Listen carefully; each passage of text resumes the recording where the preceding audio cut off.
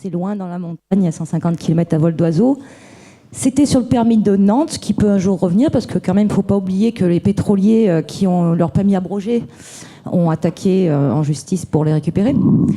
Et donc, c'est un endroit qui pourtant est classé Parc national des Cévennes, en plein cœur, qui est classé au patrimoine mondial de l'UNESCO, qui est rempli de zones Natura 2000, zones de protection des vautours, des oiseaux, de tout ce qu'on veut. Et pourtant, les pétroliers viennent. Donc, moi, je ne suis pas comme messieurs, aussi respectable, mais je suis militante.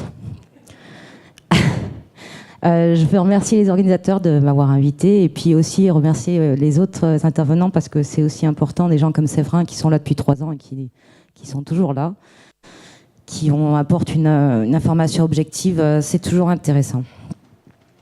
Je vais me lancer un petit chrono pour ne pas vous raconter trop longtemps des bêtises. Alors, moi, l'objectif aujourd'hui, ça fait 3 ans qu'on lutte, c'est vous expliquer pourquoi il faut continuer à lutter, parce que il y a certains militants qui lâchent la barre, mais c'est un petit peu normal parce qu'on ne peut pas tous tenir sur 3 ans sur la longueur. Mais il en faut toujours de nouveaux qui rentrent dans la lutte. Et puis, il faut multiplier les collectifs parce que je vais vous expliquer pourquoi c'est important. Donc, je vais faire très rapidement parce qu'il y a beaucoup de questions qui ont déjà été abordées. Donc, la lutte, elle a commencé fin 2010. Les lanceurs d'alerte ont été Kempf d'abord dans le monde et Nicolino. Kempf l'a payé depuis. En s'occupant de Notre-Dame-des-Landes, il a quitté le monde et il est maintenant indépendant. Il travaille uniquement pour son site Reporter. Donc à l'époque, Borloo, ministre de l'Environnement, avait signé 3 permis emblématiques, le permis de Nantes, le permis de Montélimar et le permis de Villeneuve-de-Berg, qui donc depuis sont partis abrogés. Alors, il y a eu d'abord des réunions publiques dans le style de celle-ci, avec des projections de Gazland, etc. Je passe très rapidement parce que vraiment, je pense que vous connaissez tout ça. Villeneuve-de-Berg, c'était déjà en février 2011. 20 000 personnes. Ça a été un choc, un électrochoc même pour, je pense, pour les élus qui ont beaucoup été en colère parce qu'ils ont appris par notre entremise et par la presse les permis qui les concernaient. Et donc là-dessus, le gouvernement a quand même senti quelque chose qui bouillait très très fort. Ils ont donc décidé de discuter en urgence une loi qui est la fameuse loi du 13 juillet 2011. Donc moins d'1 an, même presque moins de 6 mois, après le début de la lutte, on a réussi à obtenir une première victoire. Je vais toujours le dire entre guillemets, victoire, parce que j'aime pas, parce qu'on n'a pas gagné, on est toujours là. Et donc la loi qui est passée est évidemment celle qui était de la majorité parlementaire de l'époque, c'est-à-dire de la droite. Voilà, donc la loi, Laurent nous l'a dit, elle interdit la fracturation hydraulique. Elle ne la définit pas. Donc hydraulique, la fracturation au propane, est-ce que c'est hydraulique ou pas? Voilà. Est-ce que c'est un liquide dans le sens hydraulique liquide ou hydraulique eau? Pour moi, c'est hydraulique liquide, c'est une évidence, mais il y en a qui disent le contraire. Et voilà. Et donc, en fait, cette loi contraignait les détenteurs à remettre un rapport qui détaillait leur programme et les techniques de recherche envisagées. Donc certains ont été très francs, comme Choupard, qui a dit « moi je vais fracturer, ok, donc ton permis il vole ». Et puis d'autres ont été un peu plus tordus, comme Total. Il a dit « ah ben non, mais je vais pas fracturer, mais quand même… » Là, hop, il est parti aussi. Et puis il y a toute une masse de permis pour lesquels les pétroliers et gaziers ont dit qu'ils ne feraient que du conventionnel, entre guillemets, qu'ils n'utiliseraient pas la technique de fracturation hydraulique. Et pourtant, sur la longueur, on se rend compte que leurs objectifs sont quand même des gisements de pétrole de schiste ou de gaz de schiste. Alors, je vais toujours utiliser non conventionnel, gaz de schiste, pétrole de schiste, entre guillemets, parce que comme on l'a dit tout à l'heure, il n'y a pas que ça. Il y a aussi les tailles de gaz et tailles oil. Il y a aussi les gaz de houille. Et donc, tout ça, ça fait partie de notre lutte. Ce n'est pas seulement les gaz de schiste. Hein. C'est gaz de schiste au sens très très large du mouvement qui a lancé la lutte. Alors, donc les rapports ont permis d'abroger les 3 permis qu'on voit ici. Hein. Vous voyez le permis des plaines du Languedoc, quand même, qui, lui, n'a pas été abrogé.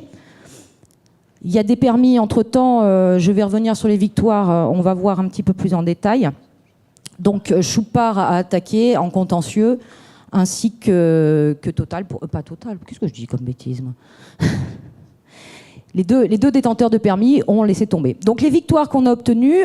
Là où la pression populaire, et ça c'est important de le souligner, quelqu'un demandait tout à l'heure pourquoi les permis du Sud ont sauté et puis pas les autres, est-ce que parce que c'était moins intéressant? Non, Non, je ne suis pas d'accord.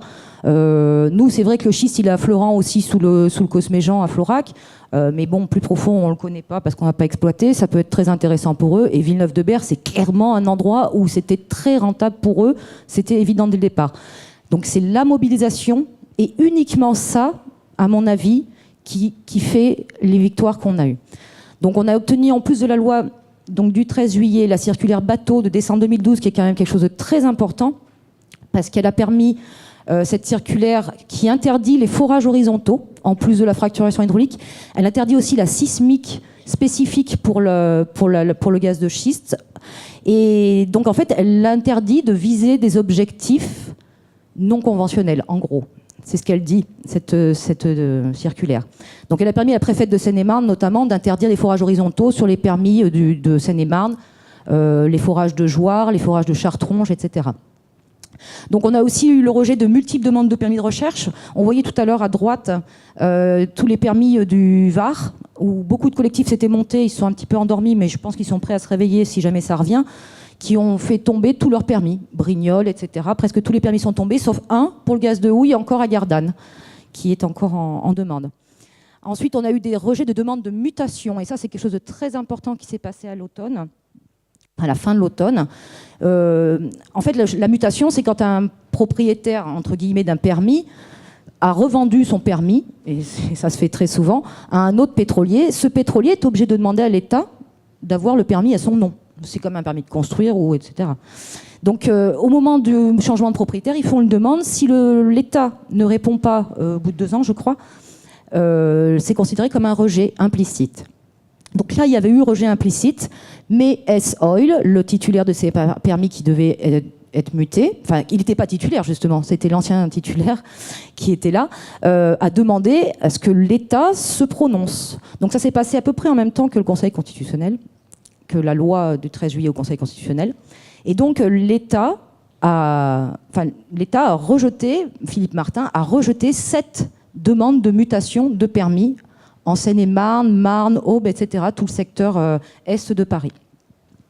Donc on a aussi l'affirmation de François Hollande qui a dit qu'il n'y aurait ni exploration, ni exploration, donc pas d'exploration, ni exploitation des gaz de schiste durant son mandat. Alors il a parlé, à l'époque, c'était au moment justement des mutations, il parlait de gaz de schiste. Et dans le bassin parisien, c'est du pétrole de schiste. Les mots sont toujours importants pour les politiciens, donc il ne faut pas oublier. Voilà.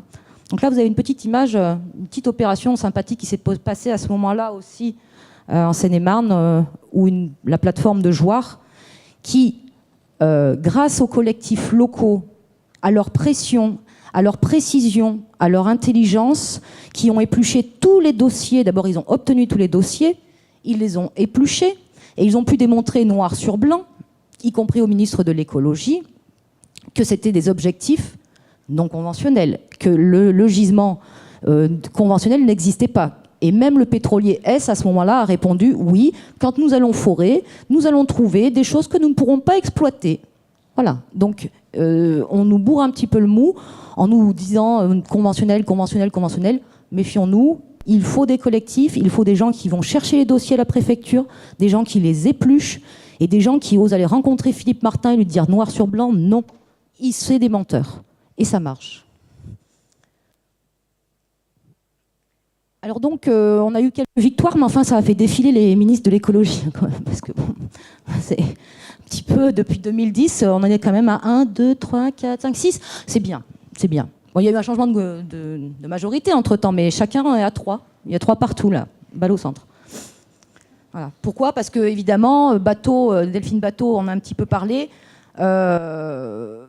Il y a une sacrée pression des industriels, notamment, par exemple, la conseillère de François Hollande, la conseillère de cabinet, c'est quand même la femme de M. Vallourec qui fabrique les tuyaux qui servent à transporter le pétrole et à forer. Donc bon, il y a des petits conflits d'intérêts qui existent quand même. Voilà, donc pourquoi on continue à lutter ? Ça, c'est le Cosméjean, c'est chez moi, c'est notre collectif. Pourquoi continuer à lutter ? Parce qu'une loi, un décret, ça s'abroge. Les ministres valsent, les gouvernements valsent aussi. Et puis pendant ce temps-là, les industriels, ils avancent. Parce qu'eux, ils ont des actionnaires derrière qui leur disent « Attendez, vous n'avez rien fait depuis le 2010, juste à cause de 3 excités. Et ça ne va pas être possible, je vais vendre mes actions. Donc pour éviter que les actionnaires ne vendent leurs actions, et c'est ce qui s'est passé avec S-Oil en Seine-et-Marne, eh bien, les pétroliers, forts, même s'ils ne vont rien trouver, même s'ils ne vont rien gagner, même s'ils ne peuvent pas exploiter, c'est pas grave. L'important, c'est de montrer qu'on a les moyens d'investir dans un forage, parce qu'un forage, ça coûte 12 millions d'euros quand même, en tout cas en Seine-et-Marne, parce qu'en France, il faut bien savoir que les profondeurs ne sont pas les mêmes qu'aux États-Unis non plus, et que les coûts de forage ne sont pas les mêmes du coup, hein, parce qu'à chaque fois qu'on descend de 100 mètres, je sais plus combien c'est, mais entre 2000 et 3000 mètres, vous doublez le prix du forage pratiquement. Donc le lobbying est féroce, oui, la communication est trompeuse. Parce que on a un ministre du redressement productiviste qui a tourné complètement sa veste, parce qu'il était quand même de notre côté au début, hein, et il était bien. Hein, mais bon, on voit Maud Fontenoy aussi, qu'on a évoqué, qui est une amie à nous, qui a écrit quand même ras-le-bol des écolos avant de dire ça. Hein. Bon, c'est pas n'importe quoi. Donc là, vous avez un petit peu le lobbying, le MEDEF, son vice-président, qui est aussi président de l'UFIP, l'Union française des industries pétrolières, quand même, à côté de Laurence Parisot, enfin ex-présidente. Lui est toujours vice-président et trésorier du MEDEF. Madame Anne Lauvergeon, qu'on adore. Monsieur de Margerie, Total, à côté de son copain de l'UFIP aussi.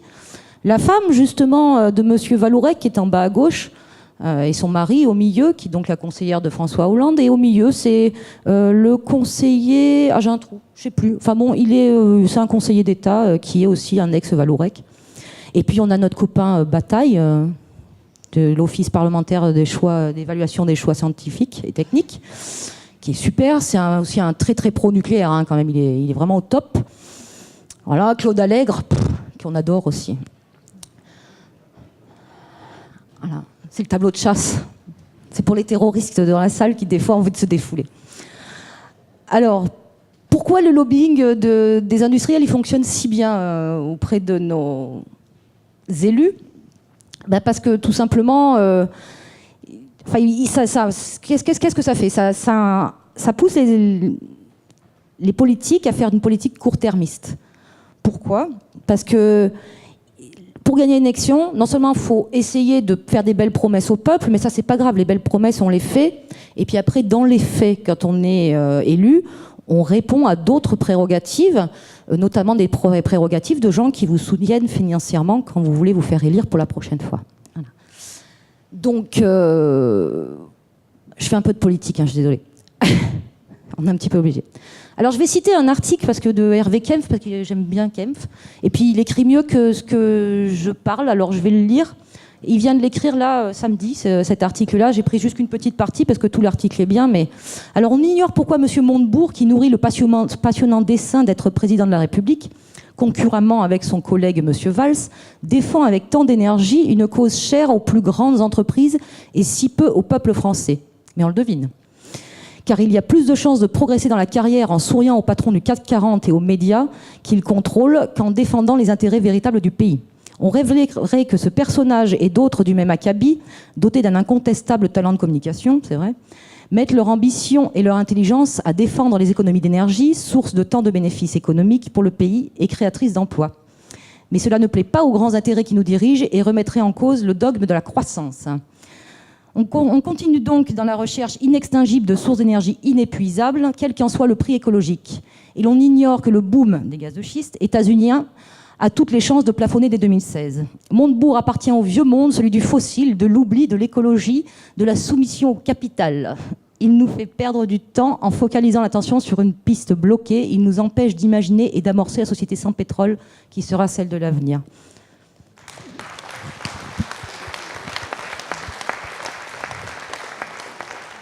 Il n'est pas toujours aussi agressif, mais des fois, il se déchaîne. Hein. Là, franchement, tout l'article est du même acabit, je vous le conseille.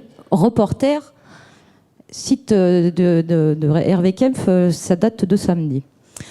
Donc, quels sont les arguments ? On nous parlait tout à l'heure, quels sont les arguments que nous présentent nos politiques pour nous envoyer dans cette impasse ? Alors, on nous parle d'emploi. On nous dit, oui, aux États-Unis, 600 000 emplois, voire 1 million d'emplois. Il y en a même qui disent 2 millions d'emplois. Pouf, c'est fantastique. Voilà. Direct et indirect. Hein. C'est les deux compris. Hein. Faut pas. C'est avec le boulanger qui vend du pain au monsieur qui fait du truc. 600 000 emplois. Il faut savoir qu'aux États-Unis, c'est quand même 5 fois plus nombreux que chez nous. Donc, ramené à l'échelle française, ça fait à peu près 100 et quelques mille emplois. C'est d'ailleurs ce qu'on nous promet en France, puisqu'ils ont fait une règle mathématique tout à fait bête. Voilà. Donc, ce qu'on oublie de nous dire, c'est que pour créer les 100 000 emplois qu'on nous promet en France, c'est Thomas Porcher qui s'est livré au petit calcul, un économiste très intéressant qui a écrit un petit bouquin vraiment pas cher qu'il faut se procurer. C'est que pour ces 100 000 emplois, il faudra forer 90 000 puits, soit 30 puits par jour, d'ici 2020. Mais 30 puits par jour en continu. Alors qu'est-ce que ça veut dire en continu ? Parce que quand on fait un forage, on l'a vu, on a observé la plateforme de Jouarre, des forages, etc. Il y a une équipe qui fourmille pendant 2-3 mois. Le temps du forage et le temps de la fracturation quand il y a la fracturation. Donc là, c'est à peu près 13 personnes par forage. Mais ces 13 personnes, une fois que le forage est terminé, elles n'ont plus d'emploi. Qu'est-ce qu'elles font ? Elles font un autre forage. Et ainsi de suite. Donc il faut faire 90 000 puits, mais tout le temps. Sur jusqu'à 2020, mais en permanence. Si on veut que ça continue, il faut toujours continuer à forer. Donc en fait, une fois que le puits est foré, il reste 0,18 emplois par puits. C'est pas mal. Donc l'emploi local, la fable aussi est facile parce que bon, l'équipe, c'est quand même une équipe spécialisée, c'est des ingénieurs, c'est pas même le foreur de base, c'est pas le Pékin de base. C'est une équipe spécialisée qui suit les forages, donc elle est itinérante. C'est d'ailleurs une super vie. Ils travaillent, je sais plus, 2 semaines d'affilée. Ils dorment dans leur baraquement, puis après ils rentrent chez eux, et ainsi de suite. Ils sont super bien traités. Bon, ils gagnent bien leur vie. Hein. Il faut, parce que sinon ils resteraient pas. Donc voilà. Si on réfléchit bien, il faut donc multiplier le nombre de puits, ce qui est en train de se passer aux États-Unis, et ainsi, on continue. Mais alors en France, on n'a pas la surface des États-Unis, Laurent nous l'a montré. Donc on est quand même limité au niveau surface. Alors moi, j'ai pris une hypothèse assez favorable, ça serait qu'un tiers de la surface de la France pourrait être couverte de puits. C'est sans compter les routes, sans compter les villes, sans compter qu'il faut bouffer, sans compter tout ça. Hein, donc parce que, à des endroits comme le Cosméjean, avec 1,5 habitant au kilomètre carré, il n'y en a pas beaucoup. Hein. Même la Seine-et-Marne, je crois que c'est aux alentours de 100, c'est dans la moyenne nationale, ça doit être autour de 150 habitants au kilomètre carré. Donc si on prend un tiers de cette surface, en prenant la surface d'une plateforme, on pourrait de toute façon fourrer que 113 000 puits. Ça paraît très peu, mais c'est con, mais c'est vrai. Alors j'ai compté un peu plus que la taille du forage, parce qu'il y a toujours quand même une espèce de logistique autour. Voilà. Donc si on continue à creuser des puits, pour garder l'emploi, au bout de 10 ans, on n'a plus de place. Voilà. C'est assez simple à démontrer que c'est un peu n'importe quoi. Ah oui, bien sûr, on ne tient pas compte de la destruction d'emplois. Quand on crée ces 100 000 emplois, on ne dit pas les... Parce que nous, par exemple, c'est le tourisme qui nous fait vivre quand même en Lozère et l'agriculture. Donc bon, voilà, s'il n'y a plus de place pour faire des champs et qu'il n'y a plus de place, il n'y a plus de gîte, il n'y a plus de chambre d'hôte, il n'y a plus de tout ça, on va mourir. Alors on nous dit aussi en Lorraine, par exemple, qu'on va sauver la Lorraine, hein, EGL, qui veut faire du gaz de houille en Lorraine, va sauver la Lorraine parce qu'il va créer 300 à 400 emplois. Bon, je vous laisse regarder le petit truc. Sur rien que le département de la Moselle, c'est 85 000 chômeurs. Donc je ne vois pas comment on va sauver la Lorraine avec ça. Alors, on nous parle aussi de l'indépendance énergétique. Ça, c'est bien. En France, on consomme 2 millions de barils de pétrole par jour. Par jour. Donc l'Office public d'évaluation des choix scientifiques et techniques, dans son rapport Bataille-Lenoir, était très fier de nous annoncer qu'il y avait un puits qui avait été fracturé en Seine-et-Marne avant l'interdiction, et que ce puits donnait 1 baril de pétrole par jour. Il s'est ridiculisé, Bataille, je vous le dis un petit peu, mais bon, tout le monde se moquait. Même les journalistes ont compris que c'était ridicule. Et donc j'ai pris une courbe un petit peu comme celle de Séverin tout à l'heure. Bon, moi, c'est pas la plus optimiste. C'est pas la plus pessimiste non plus, c'est une moyenne. Sur le Bacon Shale, c'est un endroit qui donne très bien. Donc on voit que l'exploitation en bas, l'échelle est en mois. Donc au bout de 2 ans, c'est déjà peau de chagrin. Donc pour tenir le rythme de production, à nouveau, il faut multiplier le nombre de puits. C'est ce qui se passe aussi aux États-Unis, puisque au bout de très peu de temps, ça ne donne plus. Mais en France, on est toujours limité par notre surface quand même. Il ne faut pas l'oublier. On n'a pas les grands espaces américains. Les magnifiques grands espaces américains. Hein, c'est beau. Donc combien est-ce qu'il nous faudrait de puits pour atteindre indépendance énergétique, avec des puits qui donnent 1 baril de pétrole alors que nous consommons 2 millions de barils de pétrole? Il faut un paquet de puits. On n'a pas la place, je vous le dis, c'est clair. Donc aux USA, ils en sont à 500 000 puits, ils en annoncent 1 million pour 2020. Voilà, tout va bien. Alors, il y a une petite chose qu'on oublie de nous dire, oui, effectivement, parce qu'on nous promet indépendance énergétique, productivité, machin, tout ça. Pour avoir le même volume de pétrole et de gaz en non conventionnel par rapport à du conventionnel, à lac par exemple, il faut 100 fois plus de puits. Entre 50 et 200 exactement. Moi, j'ai pris la moyenne de 100. Voilà. Hein. Donc, même si les industriels ils nous trouvent la solution miracle, que nous évoquait tout à l'heure Séverin, sans fracture, avec une fracturation sans eau, ils essayent. Sans injection de produits chimiques, c'est pas possible. C'est toujours un produit chimique qu'on injecte, que ce soit du méthane ou autre chose. Sans retour de produits toxiques du sous-sol, c'est un problème qu'a évoqué Séverin aussi. C'est pas possible sans retour du sous-sol. Par contre, on peut trouver un traitement super efficace. Ça n'existe pas toujours aujourd'hui. Sans retour de radioactivité. Donc une technique d'extraction avec un risque très très faible.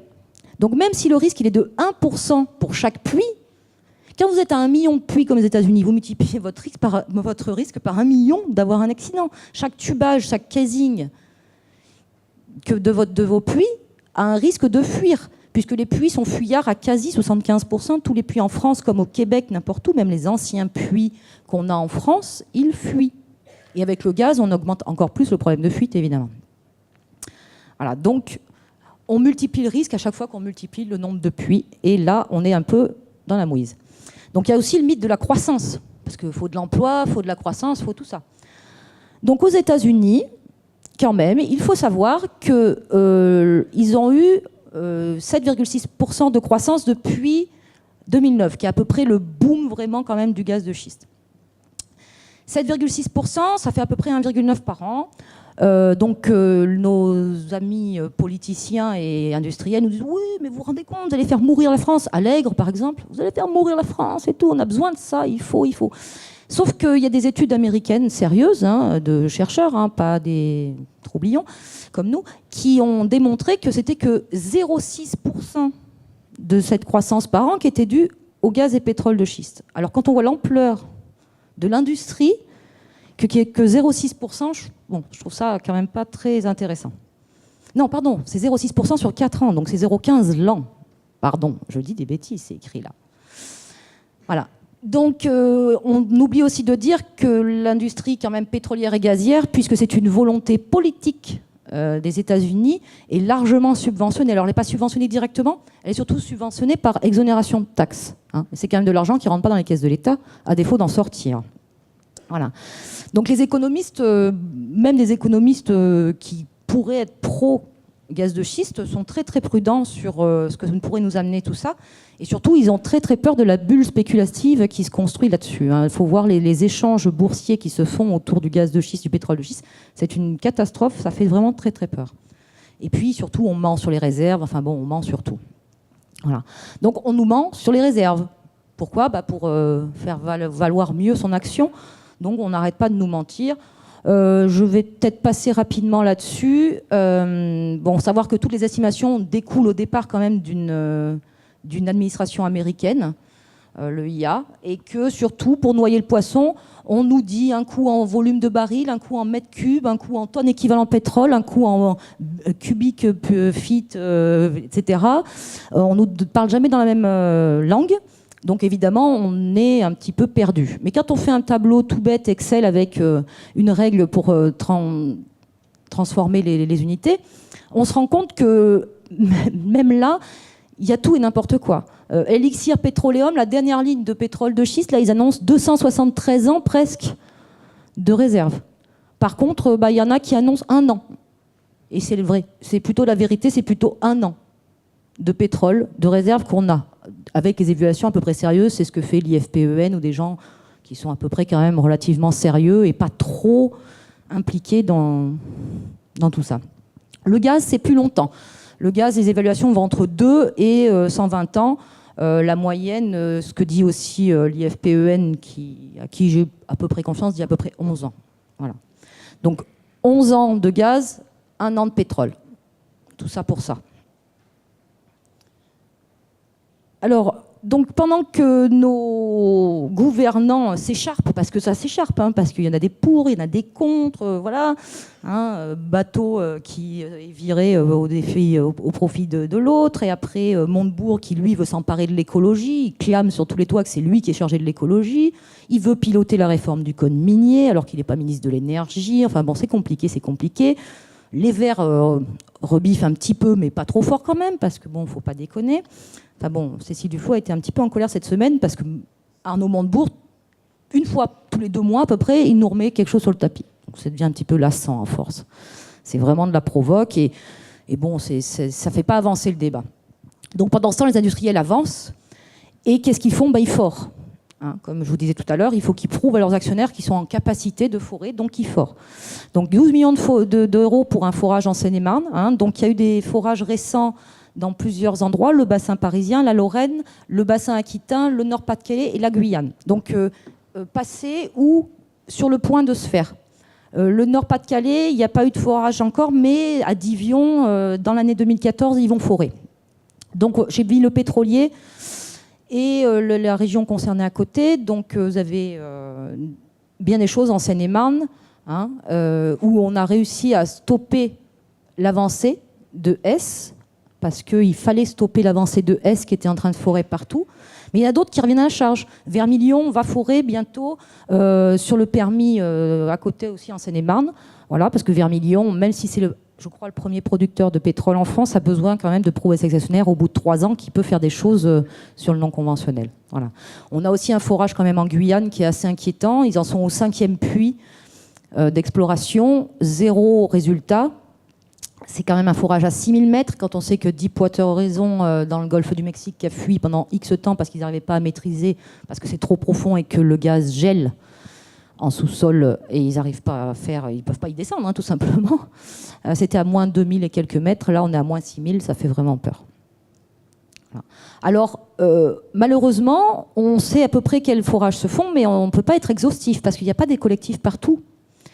Et avoir un collectif sur place, il n'y a quand même pas mieux pour avoir des informations et aussi pour se défendre contre les pétroliers. Donc pourquoi vous battre ici? Comme l'a dit Séverin, vous êtes quand même en plein dans le majeur, hein, c'est écrit Major Unconventional Natural Gas Resource in Europe. Hein. Donc vous êtes dedans. C'est majeur ici quand même. Hein. Donc il ne faut pas oublier, le permis plein du Languedoc est toujours valide, il est toujours là, le pétrolier est en forme et ça fait un petit moment qu'il n'a pas fait de forage. Donc c'est Lundin. Lundin va faire un forage bientôt dans la Marne, à côté de la Seine-et-Marne. Et après, il peut peut-être venir par ici, hein, parce que c'est quand même prometteur.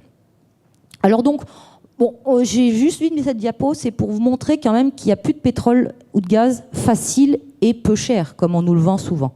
Là, vous avez une échelle de coûts à gauche et les réserves en milliards de barils. Vous voyez quand même que le gaz de schiste ne figure pas encore, mais il est à peu près au niveau des schistes bitumineux, parce que ça date de 2005, donc l'EIA à l'époque ne connaissait même pas les gaz de schiste ou les pétroles de schiste. Hein.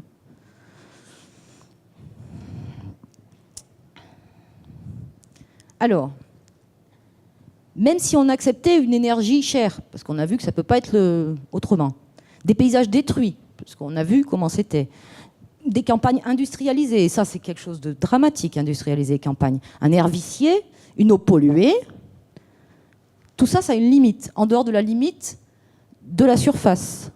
La limite, c'est le peak oil.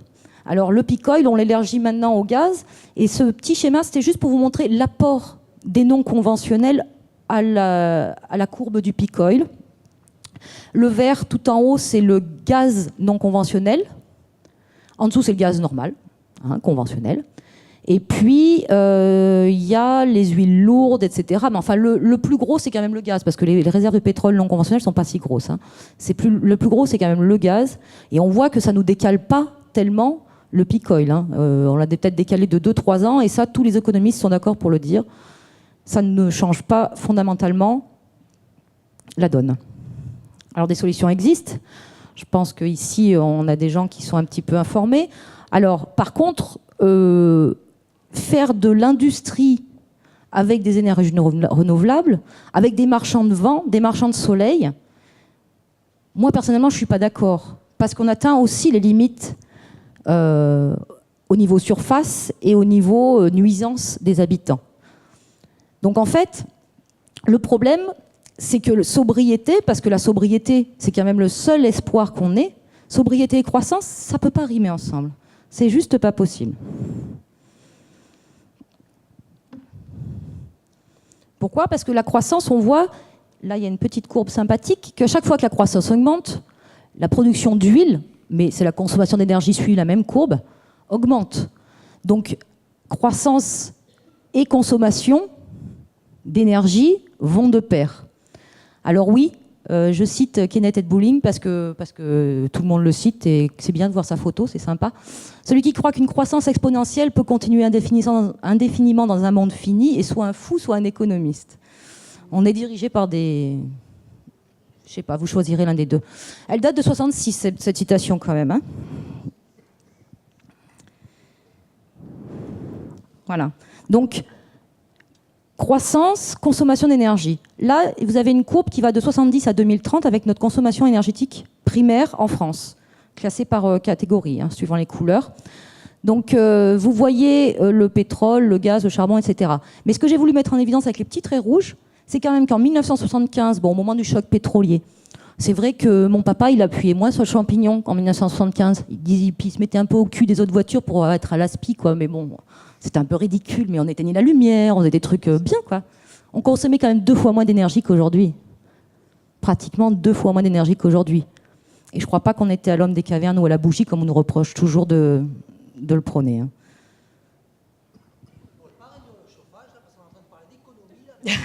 C'est vrai que moi j'ai chaud aussi. Ouais. Ça, c'est important.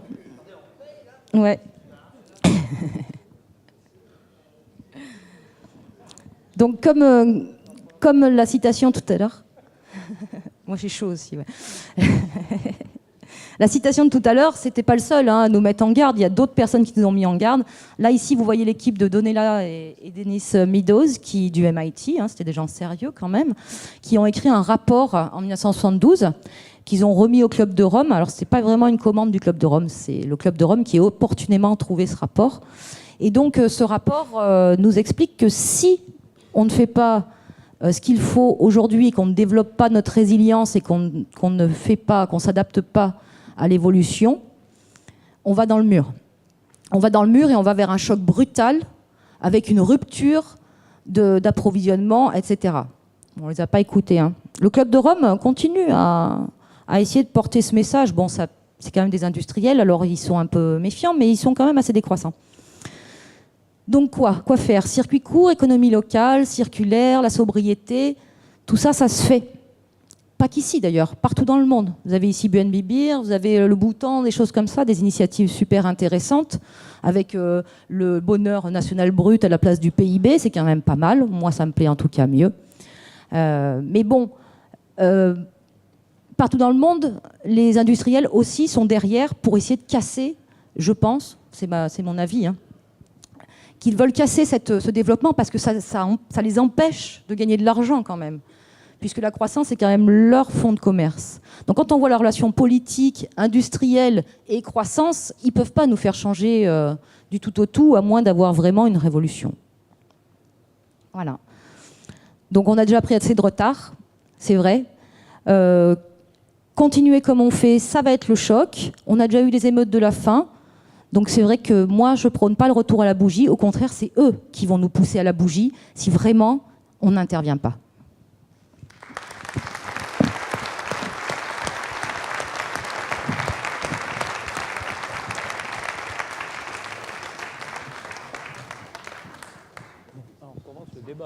Hein ? Oui. Alors avant que certains s'en aillent, on vous rappelle qu'il y a donc la soirée sur le taffetas demain à la CIMAD, que là on va faire un débat avant l'apéro, mais on va pas faire l'apéro trop tard, sinon ce sera plus un apéro, ce sera le dessert. Sinon, donc on vous rappelle qu'on a des autocollants à vendre et des tirelires, qu'il y a des panneaux à regarder et des beaux. et que si on ne vous l'a pas déjà donné, un tract à lire avec nos coordonnées pour nous joindre quand vous voulez. Et voilà, merci encore à nos 3 conférenciers. Je crois qu'on peut encore les applaudir. Je voulais juste une réflexion. À travers tout ça, il y a beaucoup de gens qui se disent rien, personne ne va gagner de l'argent, etc. N'oublions pas qu'aux États-Unis, tout ça, ça a commencé avec Halliburton qui a développé les technologies d'exploitation pour, on va être un peu cynique et dire que c'était pour compenser la perte de leur chantier en Irak, guerre d'Irak, etc. Donc il y a effectivement le lobby pétrolier, mais il y a aussi beaucoup d'argent à gagner dans le court terme à travers les techniques d'exploitation et leur mise en œuvre. Okay. Je vais essayer de... sur ça quand même, parce que c'est intéressant. Je pense effectivement, à chaque fois qu'on fait des réunions publiques, on en a fait sur la région de Béziers, au canton, etc. On en a fait 25 depuis l'année dernière, 2002. On a fait donc pas mal, on a vu pas mal de gens passer. À chaque fois, on nous pose cette question. Mais comment est-ce possible ? Et notamment, le corollaire, c'est mais comment l'État a pu permettre ça ? Que ce soit dans un pays comme les États-Unis ou comme pays comme la Roumanie ou la Pologne, etc. Bon, je pense quand même que ce qu'il faut préciser, c'est qu'il y a une logique chez les promoteurs de cet état de choses qui est la leur. Et une logique, c'est gagner effectivement de l'argent, accumuler cet argent. On se pose rarement la question de savoir ce que c'est que la croissance. On est pour ou on est contre, mais bon, il faudrait définir ce que c'est. Et quand on définit ce que c'est quand même un modèle de civilisation. Et ça, les gens qui en sont les promoteurs, ils vont pas l'abandonner comme ça. Ils vont pas se dire, demain matin, finalement, vous avez raison, on va arrêter tout ça. C'est clair que si, ça a été dit là, si on ne fait rien, c'est-à-dire si on reste tranquille, on vient écouter même un conférencier qui va être très instructif, et qu'après on reste devant sa télévision et qu'on continue à consommer comme il se doit, il est clair que les choses n'ont aucune raison de changer. Donc ce que je dis là, ici, c'est il est absolument nécessaire que tout le monde se prenne par la main et que autant de gens que possible en viennent à critiquer ce système et à s'impliquer réellement dans la critique du système. Et chaque fois que l'occasion s'en présente. Et ça, c'est une occasion. Mais il y en a bien d'autres.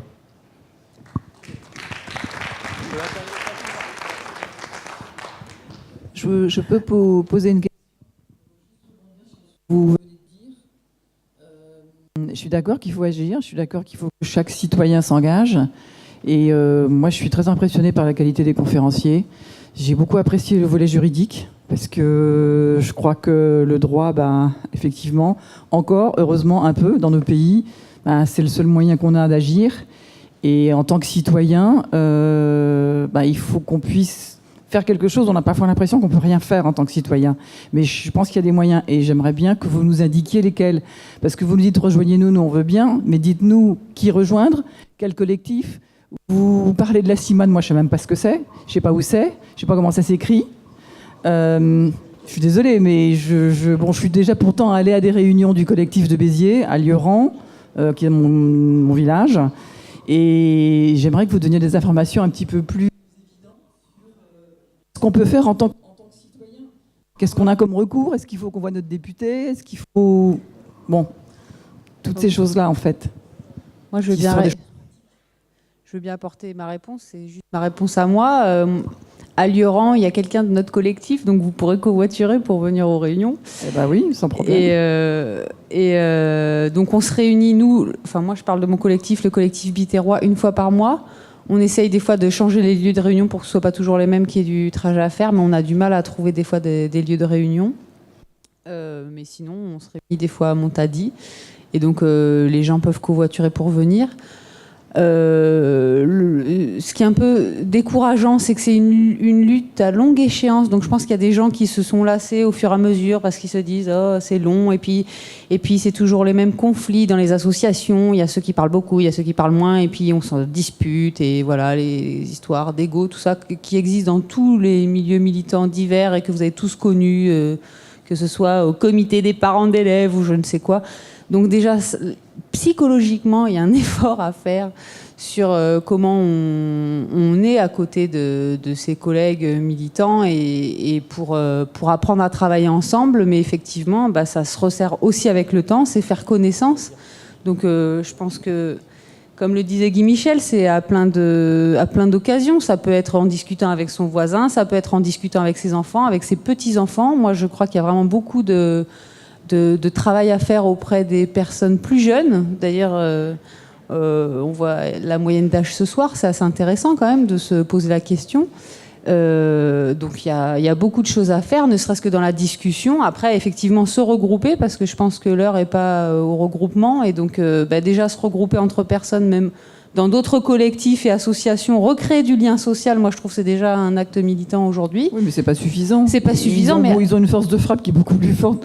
Oui, mais en même temps, je veux dire, hein. vu où on en est et ce qui se passe, je pense qu'on n'a pas trop le choix. En effet, là, il faut s'y mettre. Et effectivement, il faut rejoindre les collectifs. Et parce que nous aussi, quand on voit des nouvelles personnes qui nous rejoignent, ça nous encourage vraiment. Et ça nous donne de l'espoir et l'envie de continuer aussi. Alors, ouais.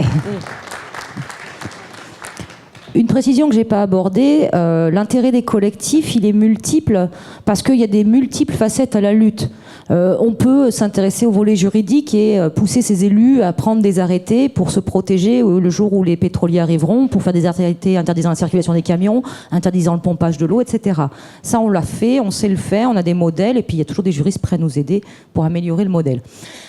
Donc il y a ça, il y a le volet qui est purement administratif, aller chercher les documents, fouiller les documents, se battre à la CADA parce que le préfet veut pas vous donner les documents, essayer de faire enlever les endroits où il y a du feutre parce que c'est secret défense.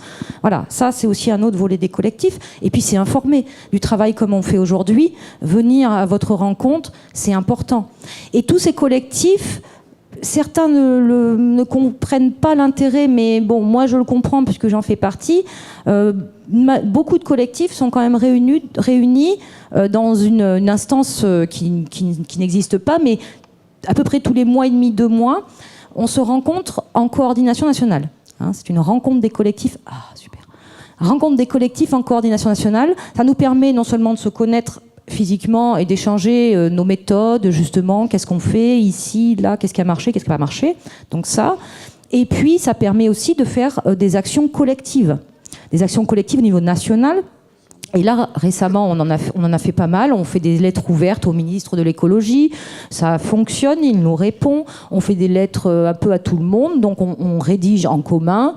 Ou celui qui a l'idée en général, parce que c'est l'autogestion, hein, la règle du truc, c'est t'as une idée, tu proposes un truc, tu proposes le texte, et après on signe. Hein. Et donc là, on a quand même fait aussi récemment une lettre au niveau européen, suite à la directive EIE là, qui a été faite, non contraignante. On a oublié de parler de l'Europe, mais c'est très important aussi. Donc cette lettre, elle a quand même été signée, comme on a des copains maintenant quand même dans toute l'Europe. Il y a quand même des gens qui luttent en Pologne, en Roumanie, en Suisse, en Allemagne, partout. Ça a été signé par 370 organisations. C'est pas rien. Ça commence à peser. Donc j'encourage les collectifs qui sont ici et qui sont peut-être pas forcément inscrits sur la liste mail nationale de la coordination nationale, qui viennent pas aux réunions parce que c'est des fois plan-plan, mais des fois c'est super vif aussi. On a ces problèmes d'ego dont on parlait tout à l'heure. Tout ça, c'est malheureusement la condition sine qua non pour avancer. Il faut accepter tout ça. Et donc on se réunit, mais les invitations sont envoyées sur la liste mail nationale. Donc il faut absolument que les collectifs soient sur la liste mail nationale. Même si on se prend la tête, même si on s'engueule, c'est quand même constructif, on avance et on apprend surtout des tas de choses. Et ça, c'est important. Je peux dire quelque chose. Ah non, je voulais juste ajouter un mot à ce sujet. On vient de parler de l'Europe. Et un des problèmes que se pose la Commission, c'est non pas les problèmes environnementaux, ils estiment que ça c'est réglé. Voilà. C'est l'acceptabilité sociale. C'est là le problème pour eux. Et notamment le sud de la France, pour eux c'est incompréhensible. Et pour avoir rencontré la société S, j'ai eu l'honneur de manger avec eux et de visiter et d'avoir un débat avec eux. Il faut voir que pour les Américains, les présidents financiers, administratifs, c'est incompréhensible. L'esprit d'un Français, notamment vivant dans le Sud, pour eux, ça leur échappe totalement.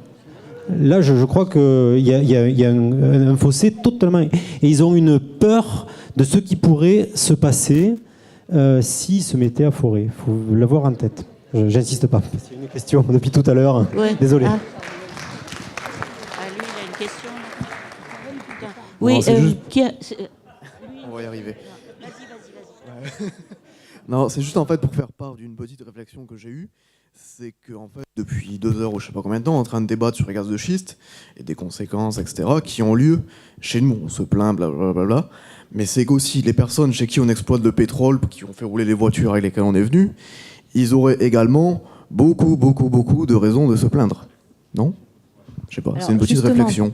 À ce sujet-là, une des choses qu'on organise aussi avec les autres collectifs de France, il va y avoir une rencontre euro-méditerranéenne, parce qu'on essaye quand même de se rapprocher du Maghreb et des choses comme ça, parce qu'ils ont aussi des problématiques d'exploitation, d'extraction, pas seulement... Parce que le problème ne se pose pas seulement avec les hydrocarbures.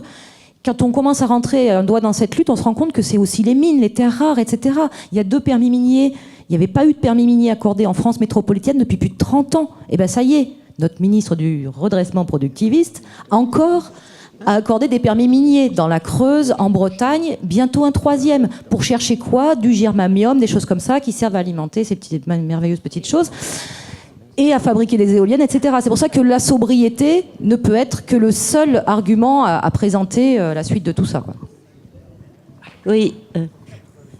Ce que je voulais dire, c'est que bon, moi j'ai fait partie du collectif Montpellier il y a 3 ans maintenant, quelque chose comme ça, et que je suis très contente de cette conférence parce que ça montre que les choses ont évolué, se sont rationalisées. Enfin, là, il y a un outil de combat. Séverin Pistre, je trouve, il a bien cerné le sujet, etc. Tout bien. Donc, c'est pas désespérant du tout, la lutte qui est menée en France. Et le gars qui a fait Gazland, là, première version de Gazland, il est venu présenter à Montpellier la 2e version de Gazland. Et il nous a dit, la France est un modèle mondial de la lutte.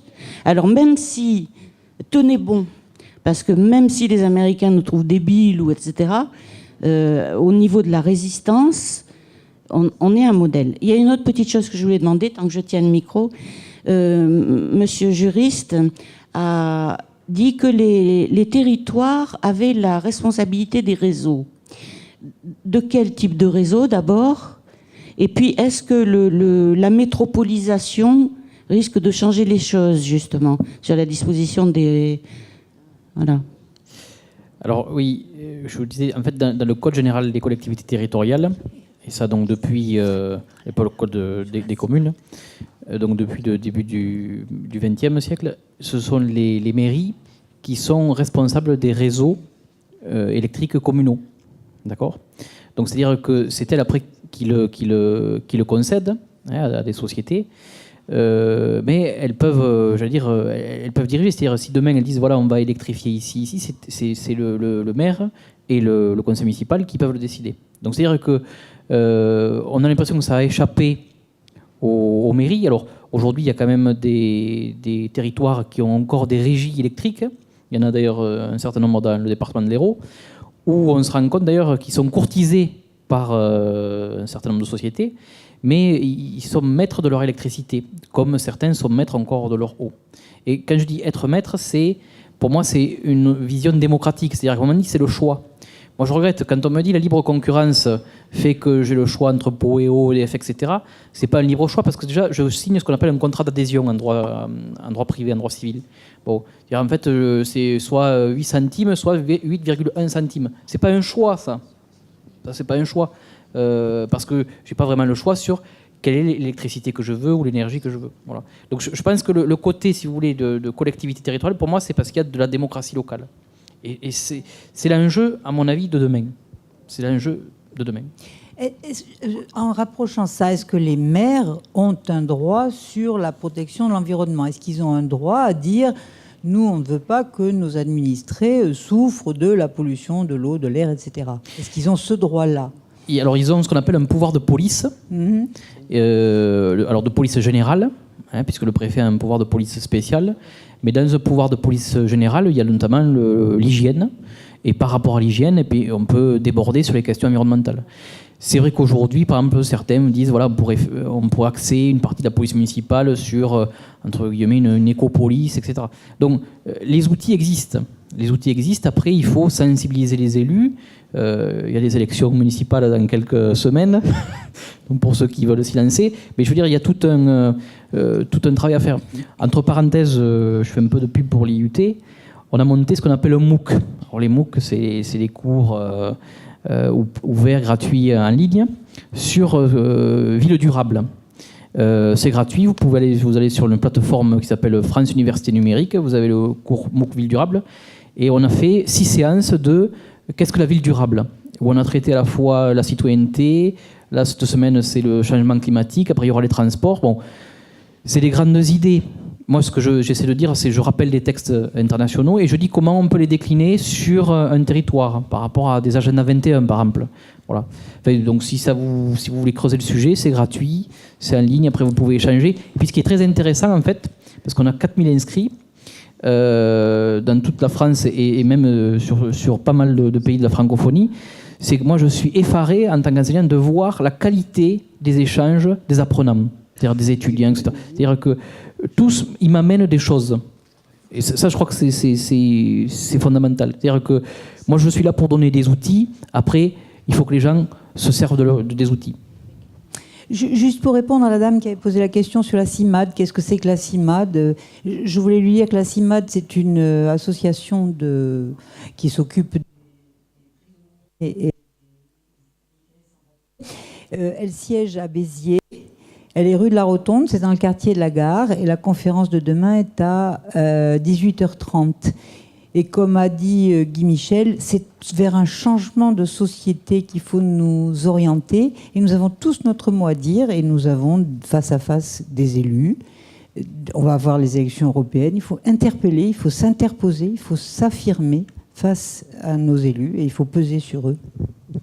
Oui, justement, à propos des élections communales, je voulais vous demander si il y avait moyen de joindre nos collectifs pour faire un courrier pour justement inciter les élus et à peut-être faire des...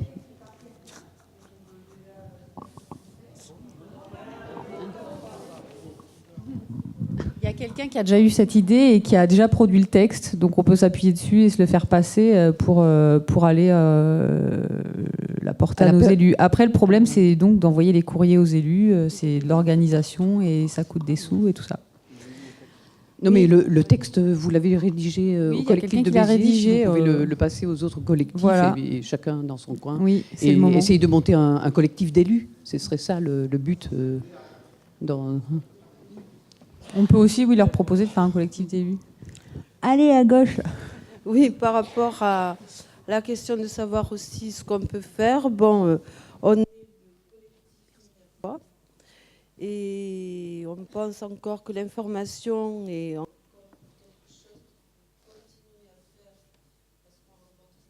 de gens qui ne sont pas forcément au courant justement de ce que sont précisément les gaz de schiste et qui donc pensent aussi certains que c'est fini, qu'avec Hollande c'est terminé.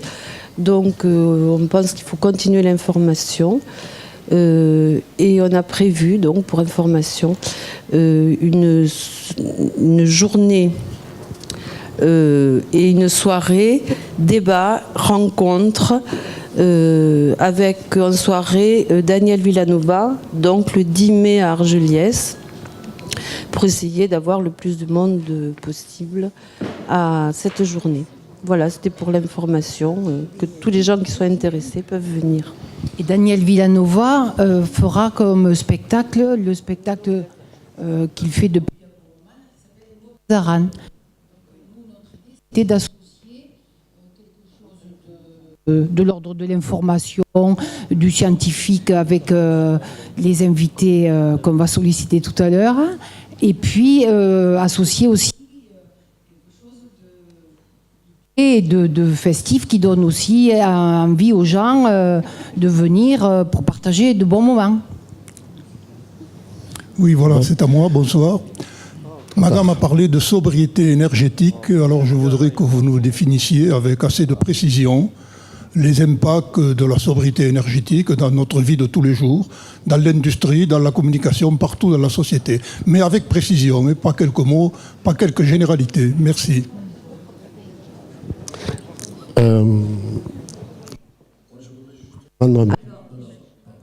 Juste vous dire que j'ai pas forcément la capacité pour vous dérouler tout le scénario de Négawatt ici, mais si vous avez Internet, je peux vous envoyer l'adresse, vous me donnez votre adresse mail, je vous envoie le site à Négawatt.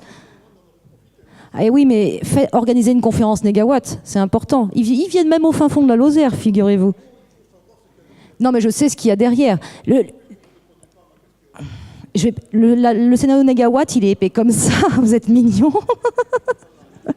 Non, moi, ce que je peux vous conseiller par contre, et ce que je fais moi au quotidien, c'est que chaque fois que je vais faire mes courses, c'est bête, hein. D'abord, bon, chez moi il fait 17 degrés, je me chauffe qu'au bois, je chauffe pas ma chambre, voilà, c'est déjà un minimum. Quand je vais à Paris chez des copains où il fait 27 degrés, c'est pas la peine, je suis à la limite de tomber dans les pommes. Ça commence par là, la réflexion qu'a fait monsieur tout à l'heure, oui. Baissons le chauffage, c'est bête, mais c'est comme ça. Quand j'étais petite, il faisait 18-19 degrés dans ma maison et ça allait très bien, il n'y avait pas de souci. Mais il y a quelque chose d'important, c'est chaque fois que vous allez faire des courses, chaque fois que vous prenez une chose dans votre main, vous vous dites, est-ce que j'en ai besoin? Et rien que ça, ça vous fera vachement avancer.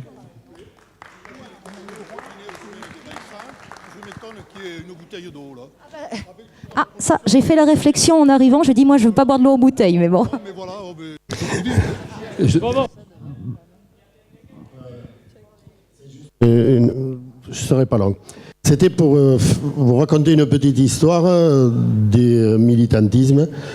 Je viens d'un village de la vallée de l'Orme et après une réunion où j'avais assisté sur les gaz de schiste, avec l'aide des amis, on a trouvé que c'était très important et qu'il fallait faire de l'information dans le village. Je suis allé voir monsieur le maire pour lui demander une salle et il me répond « mais c'est fini ça ». Depuis qu'il y a Hollande, on l'a... Ah, moi j'ai dit, j'y crois pas trop, quoi. Alors, je voudrais bien informer quand même. Et puis il me dit, mais tu sais, l'énergie, il faut bien la sortir de quelque part. Bon, ça, c'est juste un petit mot pour vous dire qu'on a demandé la salle, on a eu une petite réunion, assez habité, et on a inventé un petit truc en plein été de faire une déambulation habillée en tenue de protection. On a 2 sources assez importantes dans le village de fontaines. On les a baptisées de fontaines de fond sucré à fontaine, je ne trouve pas le mot, excusez-moi, dragon, puisqu'elles pouvaient un jour être polluées par des gaz. Et on a été jusqu'à la rivière où il y avait beaucoup d'estivants. Enfin bref. Et à la suite, on a fait la deuxième réunion qui nous a amené beaucoup plus de monde. On a fait une demande on a fait une collecte de signatures pour apporter au maire. Et nous avons été, après cette collecte, nous avons été l'y amener, lui demander de mettre les gaz de schiste dans une réunion du conseil municipal et on lui a demandé de prendre position. Voilà. Alors, il y a 2 semaines, nous avons assisté à ce conseil municipal où il a pris position, il a pris un arrêté pour demander, enfin, ça vaut que ce que ça vaut, mais en tous les cas, il a bien expliqué au conseil municipal que nous étions dans un village viticole et touristique, qu'il n'était pas question de faire ça. Et en plus, il a pris un arrêté. Ils ont pris un arrêté et il nous a dit textuellement, en s'engageant devant tout le monde, que de toute façon, pour les camions vibreurs, ils pouvaient prendre la décision dès qu'on les verrait arriver, qu'ils pouvaient la prendre tout de suite, ils n'avaient pas besoin du conseil municipal. Voilà, c'était tout. C'était juste un petit mouvement affilié à un collectif qui existe déjà, mais dans le village.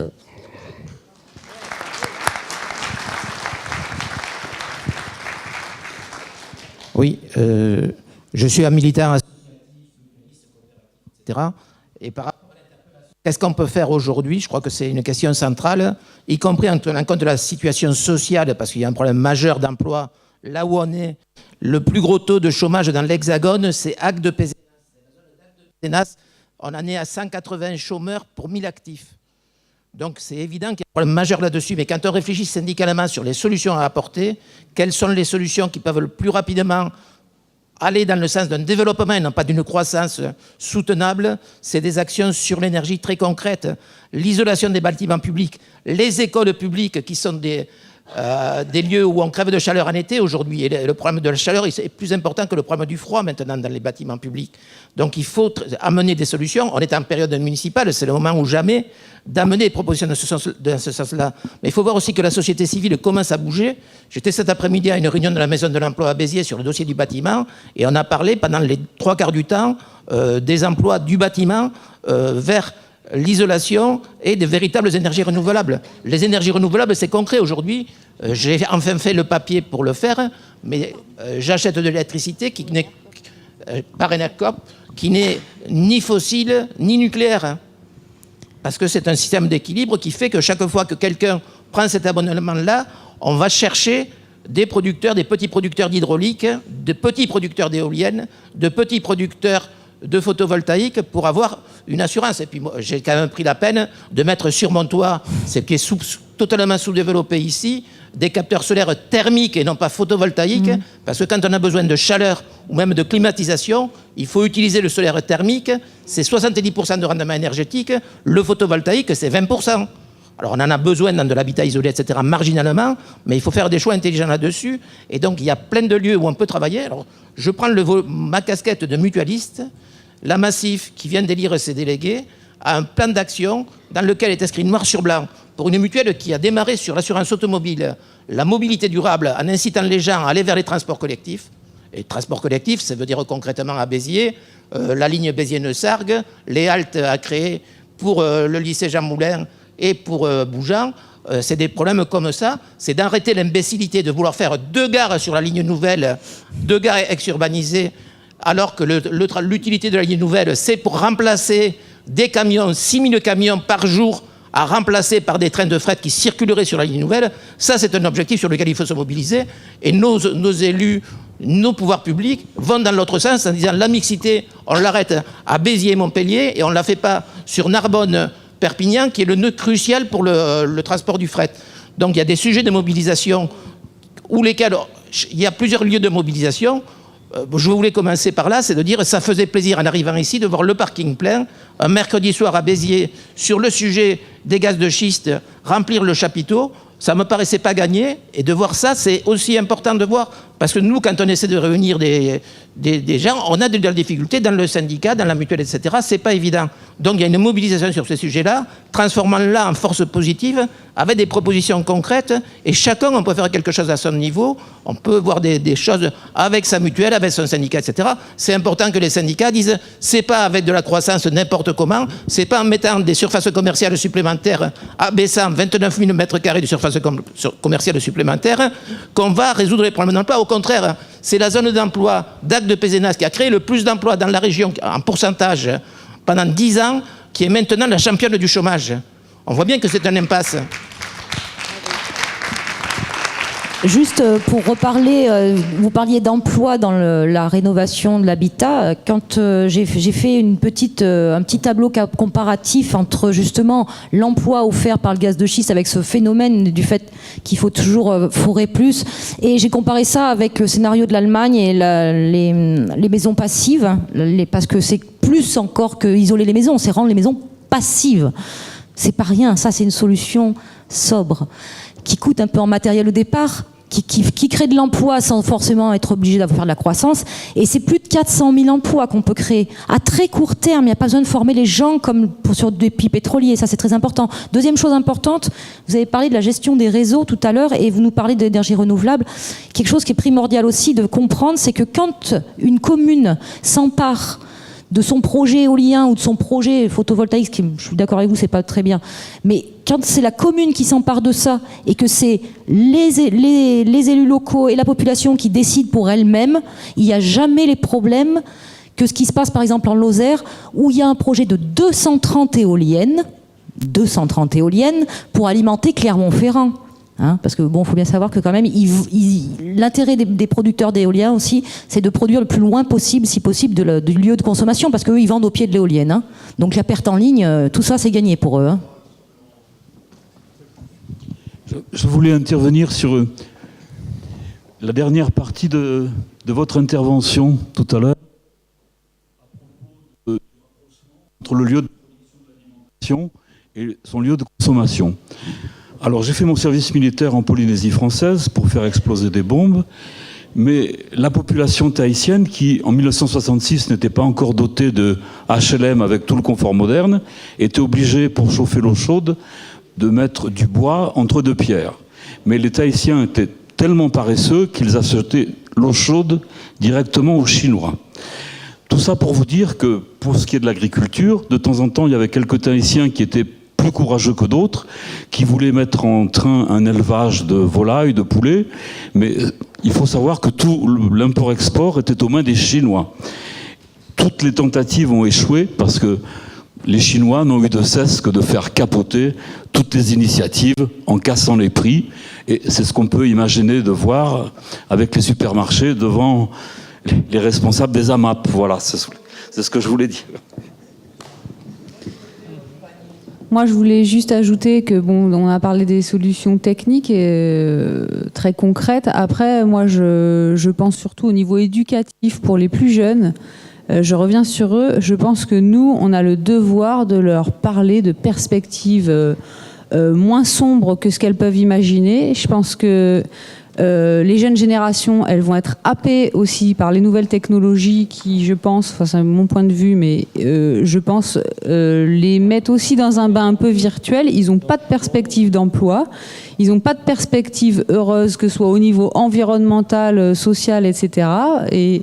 Et on a bien vu comment le chômage, ça peut créer effectivement beaucoup de misère humaine. Et du coup, je pense que nous, c'est notre devoir.